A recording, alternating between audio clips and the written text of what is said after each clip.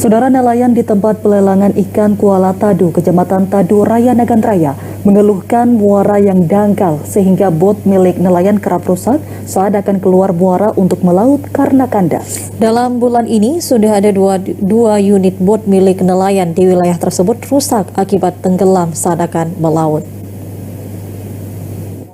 Dalam video amatir yang direkam oleh warga, terlihat sejumlah nelayan menarik satu unit bot nelayan yang kandas dan tenggelam saat akan keluar dari muara untuk melaut di muara Kuala Tadu, Tadu Raya, Nagan Raya. Hal ini terjadi karena kondisi muara yang dangkal, sehingga bot nelayan kerap karam dan rusak. Kondisi ini bukan kali pertama terjadi.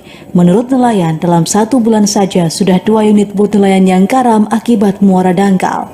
Kondisi ini sudah terjadi sejak bertahun-tahun, namun hingga kini belum ada penanganan dari dinas terkait. Nelayan berharap agar persoalan ini segera ditangani, pasalnya ada ratusan bot nelayan yang kerap melintasi muara ini untuk melaut, sehingga perlunya penanganan lebih cepat, seperti pengerukan muara ataupun pemasangan tanggul untuk mencegah muara dangkal. Seharusnya kalau mungkin batu gajah lah dibuat di sini, jangan sampai ke sana lagi muaranya. Ini bulan yang sudah ini sudah 2 unit bot yang musibah. Akibat muara dangkal yang terjadi di TPU Kuala Tadu, nelayan juga harus mengeluarkan biaya lebih untuk perawatan bot karena kerap mengalami kerusakan saat melaut.